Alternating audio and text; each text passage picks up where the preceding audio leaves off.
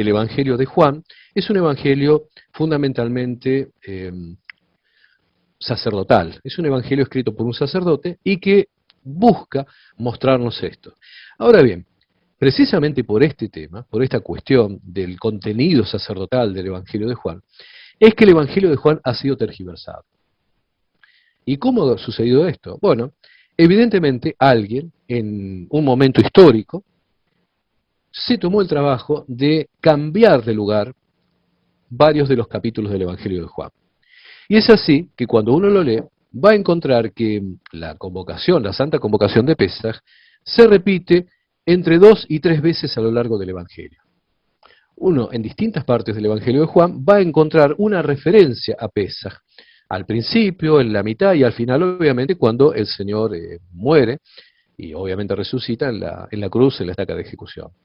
Ahora bien, ¿por qué se hizo esto? ¿Por qué alguien hizo esto? ¿Por qué un grupo determinado hizo esto? Y así pasó a la historia. Porque evidentemente cuando uno da entre 2 y 3 veces la recepción de la convocación de Pesaj en el Evangelio, está dando la idea de que el ministerio de Yeshua duró entre 2 y 3 años. Ese es el sentido por el cual el Evangelio de Juan ha sido tocado, ha sido modificado, y han sido cambiados de lugar capítulos que cuando uno los reacomoda claramente ve la secuencia en la cual están puestas. Y producto de reacomodar el Evangelio de Juan, de reacomodar en su lugar correcto los capítulos, es que uno puede ver que realmente el Evangelio de Yeshua no tuvo ese periodo de 3 años, sino que perdón, sí, el Evangelio de la Buena Nueva, el anuncio de Yeshua, no tuvo un periodo de 3 años, sino que fue mucho menor, habiendo llegado a un año o quizás algunos meses. ¿Sí? Se dificulta decir, bueno, exactamente el tiempo, porque no nos olvidemos también que la forma en la cual nosotros tenemos de contar los meses y los años surgen a partir del calendario gregoriano, básicamente similar al juliano, pero que es diferente a lo que es el calendario bíblico, ¿sí? Con días, con meses, perdón, de 28 a 30 días, llegado a algún caso, o con un año preñado, como le llamamos, cuando hay un Adarbet. Básicamente, el Evangelio de Juan contiene en su desarrollo cada una de las santas convocaciones y cómo el Mesías se presentó en ellas. Ahora bien, para poder ver un poco esto, va a ser necesario que relacionemos el Evangelio de Juan con otros evangelios, con el sinóptico. Y en este caso yo he tomado como ejemplo el Evangelio de Marcos. ¿Por qué? Porque en otro tiempo ya lo hemos desarrollado y lo tenemos presente, e incluso me parece muy importante, es más, lo digo para alguna persona que en este momento esté escuchando por primera vez estos audios y, y escuchando estas enseñanzas que compartimos, el Evangelio de Marcos es fundamental para poder entender el resto. Siendo parte de los 3 llamados evangelios sinópticos, el Evangelio de Marcos, el contenido del Evangelio de Marcos está tanto en el Evangelio de Lucas como en el Evangelio de Mateo. Y ambos evangelios nombrados, el de Mateo y el de Lucas, agregan información que el de Marcos no tiene. Por lo cual, la base, la fuente, obviamente, de la cual han bebido estos otros 2 evangelios, es evidentemente el Evangelio de Marcos, o bien un evangelio anterior a Marcos, pero muy similar a él. Lo cual, por ejemplo, en alemán, bueno, acá tenemos un hermano que habla alemán, por ahí me corrige la pronunciación, en el alemán se denomina Quelle, lo cual significa fuente. Por eso se habla de un evangelio Q, un evangelio fuente, el cual sería similar al evangelio de Marcos, o bien el evangelio de Marcos es la fuente de todos los demás. Por todo esto, por esta pequeña introducción que hago, es que yo ahora voy a leer, voy a comenzar con el evangelio de Marcos, a partir del capítulo 1, obviamente, versículo 2.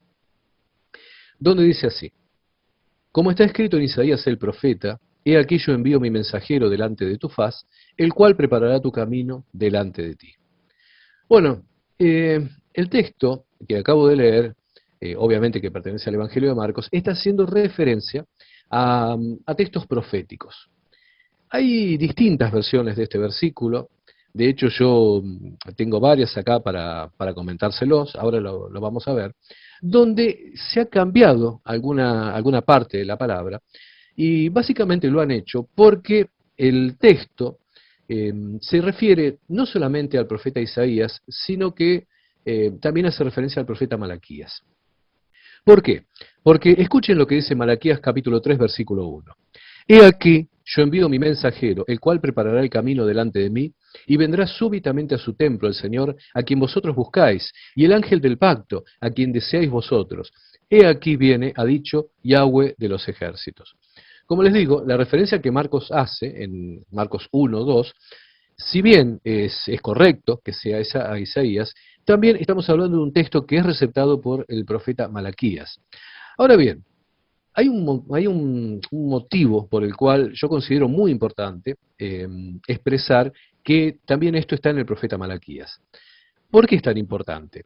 Porque si ustedes vuelven a leer lo que yo les acabo de decir de Malaquías 3.1 dice, vendrá súbitamente a su templo. Fíjense, lo repito, Malaquías 3.1 dice, he aquí yo envío mi mensajero, el cual preparará el camino delante de mí, y vendrá súbitamente a su templo el Señor, a quien vosotros buscáis. Esto de decir vendrá súbitamente a su templo, está indicando que Yeshua es Dios. En este texto también se lo está nombrando como el Joángelos desde Asequés, o el Malach Averit, el ángel del pacto. ¿Sí? En griego este texto es Joángelos desde Asequés, lo que significa básicamente el ángel de la justicia, el ángel del pacto, o en hebreo, Malach Averit, más sencillo el hebreo, pero significa lo mismo. Malach significa ángel, Averit, ángel del pacto. O sea, aquí Malaquías nos está diciendo que el ángel del pacto, el Señor, que va a su templo, obviamente también es Dios. ¿Sí?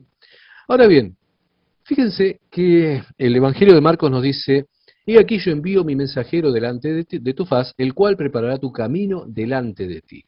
Ahora bien, ¿dónde dice que precisamente Elías vendría antes que el Mesías? Bueno, esto también aparece en Malaquías.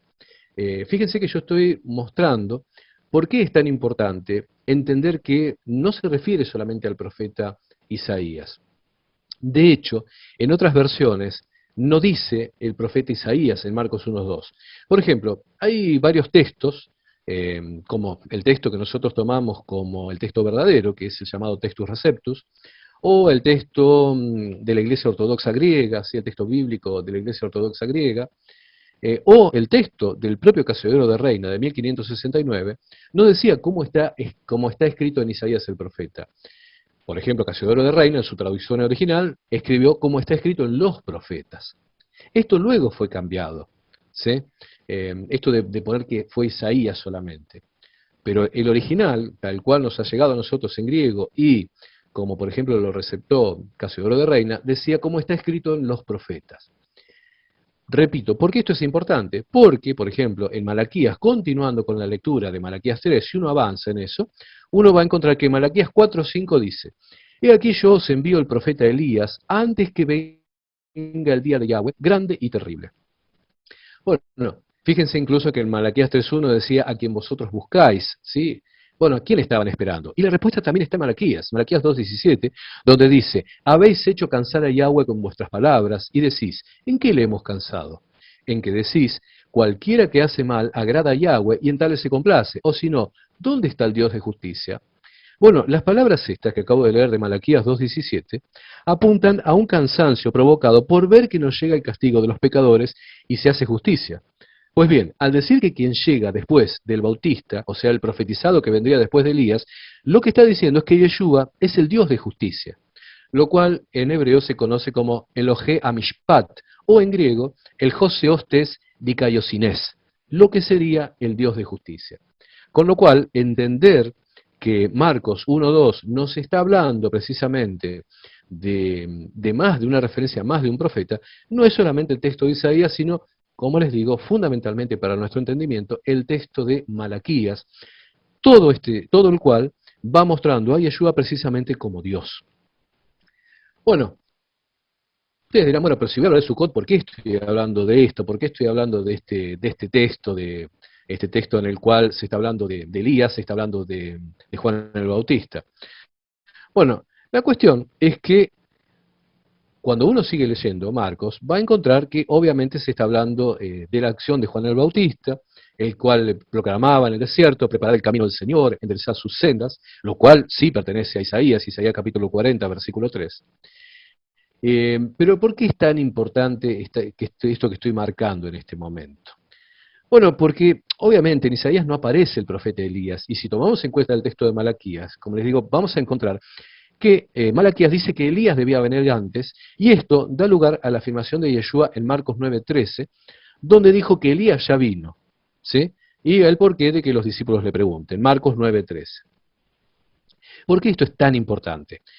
Porque nuestros paisanos de la casa de Judá todavía están esperando a Elías. Ellos, durante la santa convocación de Pesaj,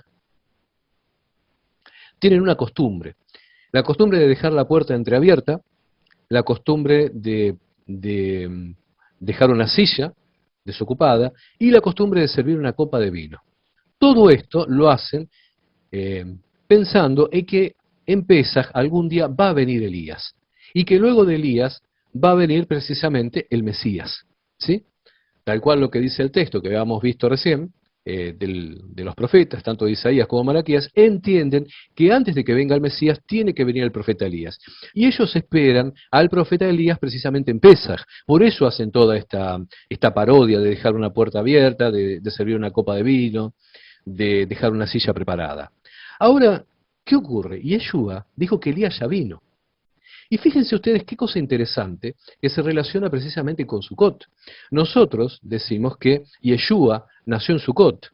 Desgraciadamente, en estos días hemos visto, como siempre, hemos visto un videíto de algún autoproclamado rabino donde dice que Yeshua nació en Pesaj.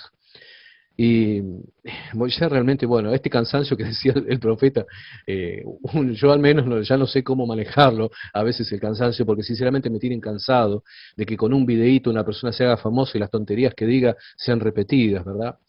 Pero desgraciadamente esta persona, este supuesto rabino que levantó este video diciendo que Yeshua en realidad no nació en Sukkot, sino que nació en Pesach, se está confundiendo y se está confundiendo bastante mal.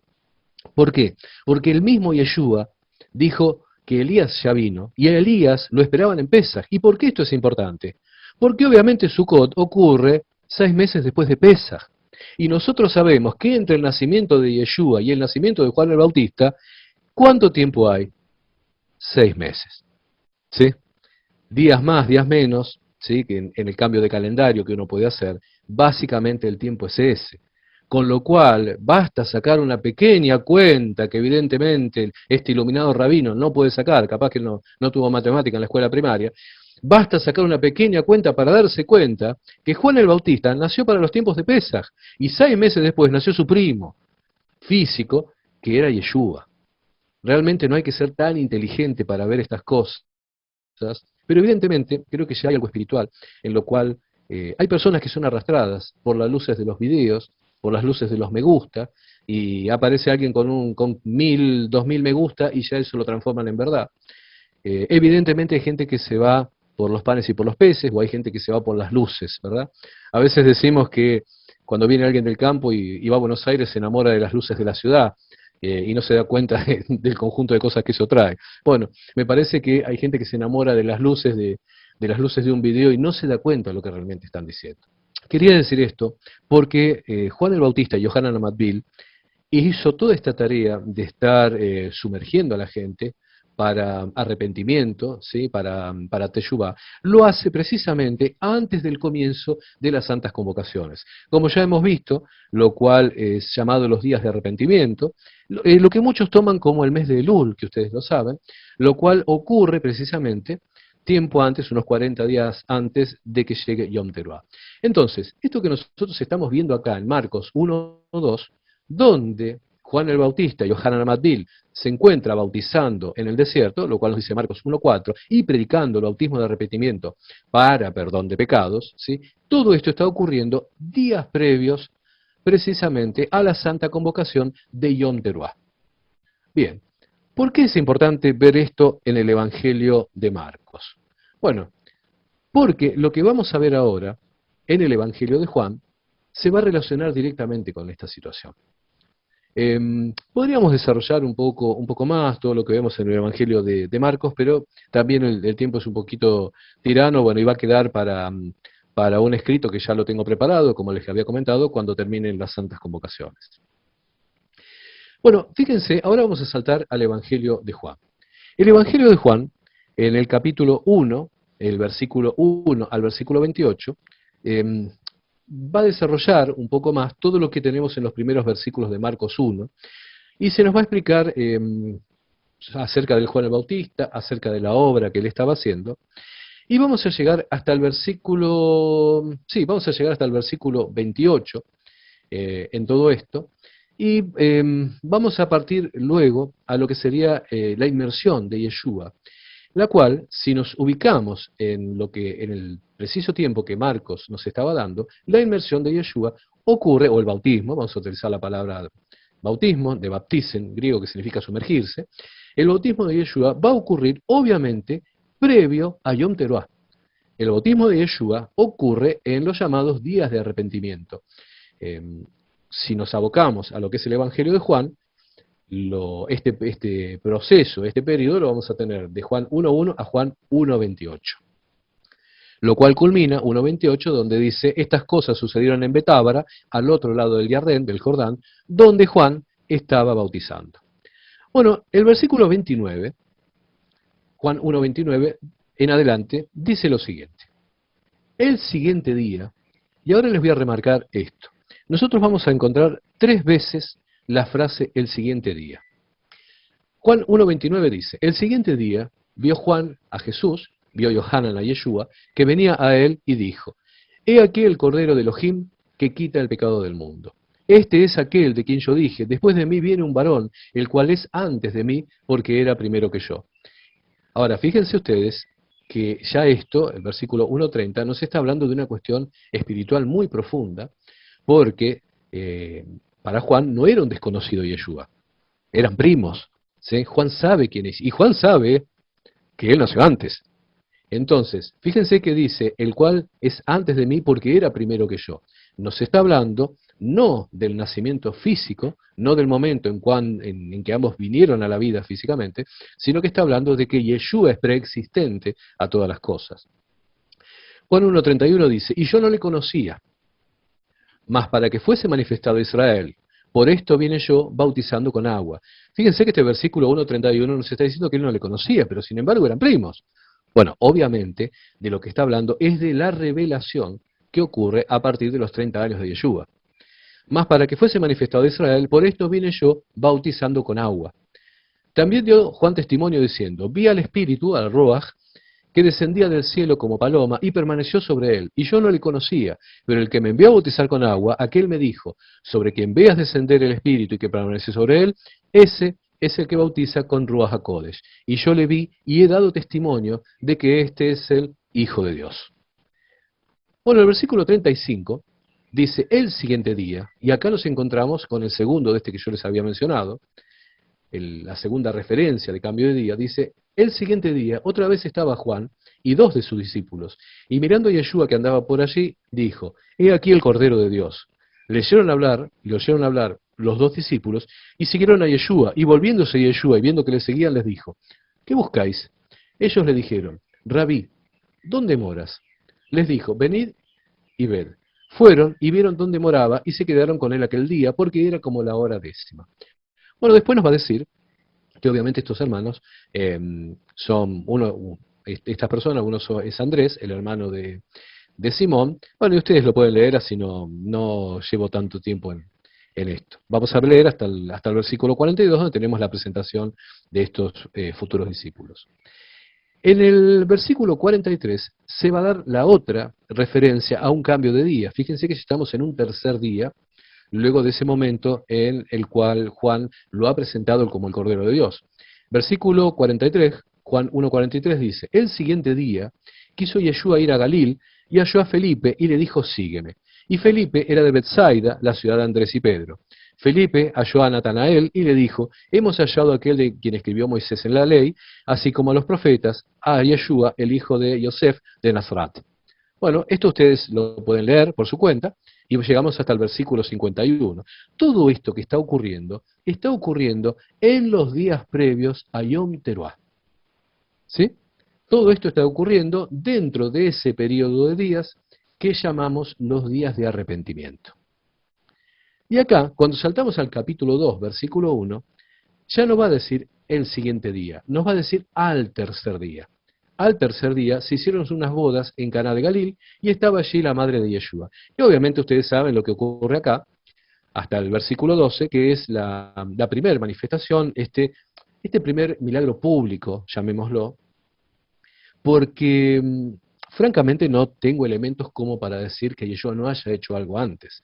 ¿Sí? Él ya se había revelado y no tengo, en lo personal al menos, que si digo cuando digo no tengo en lo personal, realmente no tiene nadie, como para decir que no haya habido algún otro acontecimiento importante antes de esto, pero básicamente esto es lo primero que públicamente sale, que es en Caná de Galil, donde se dieron estas bodas.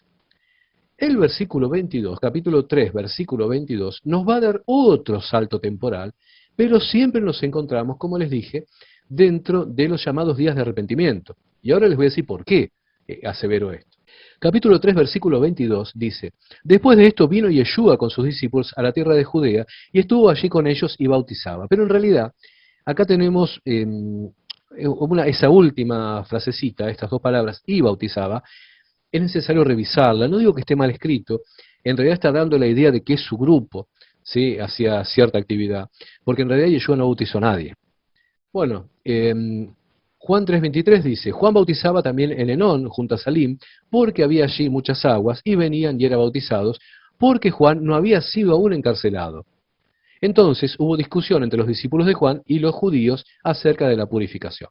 Bueno, acá les quiero marcar una cosa muy importante, y es que puedo aseverar, como les dije recién, que todavía nos encontramos en los llamados días de arrepentimiento por una cuestión muy sencilla. Juan todavía estaba bautizando.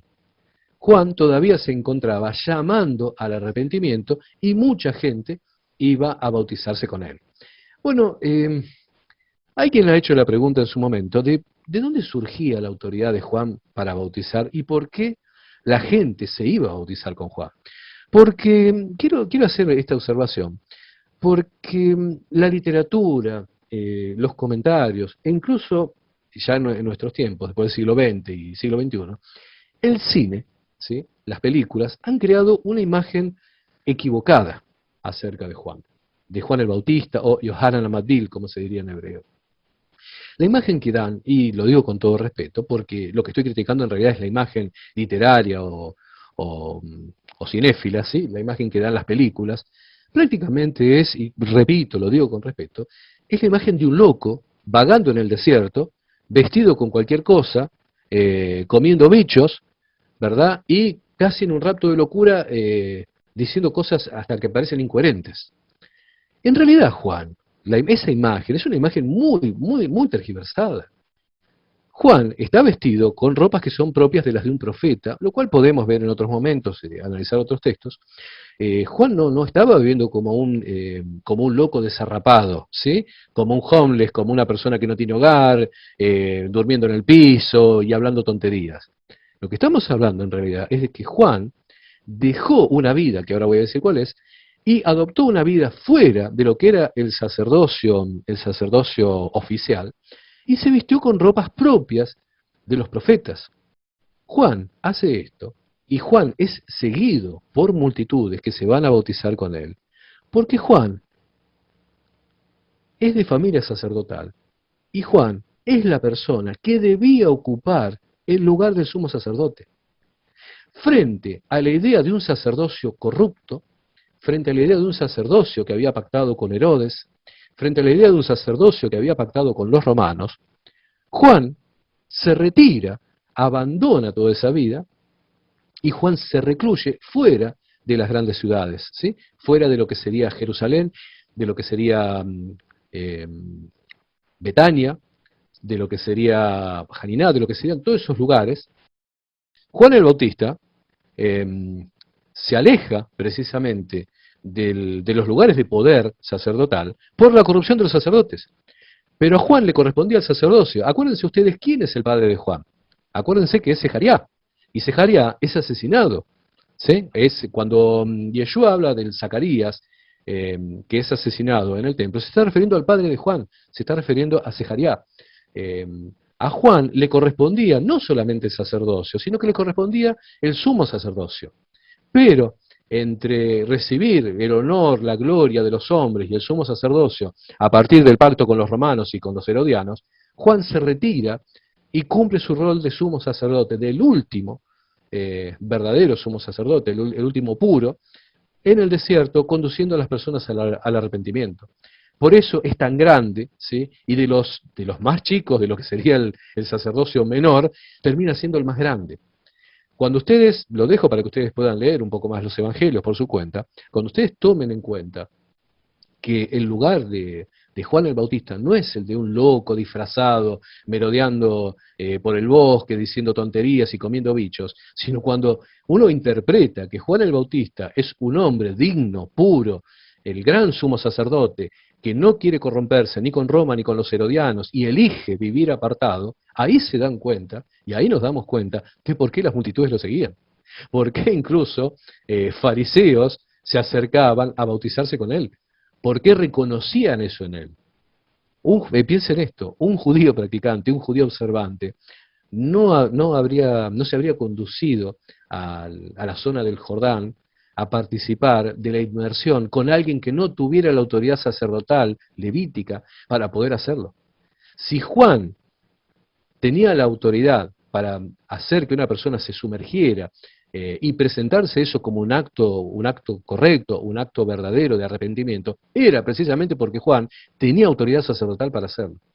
Y esto es muy importante, esto es muy importante de tomar en cuenta, porque todo esto ocurre precisamente en los llamados días de arrepentimiento previos a Yom Teruah. Y realmente se creen tan importantes, ¿no? Cuando venga el Señor, cuando instaure su templo, ¿verdad?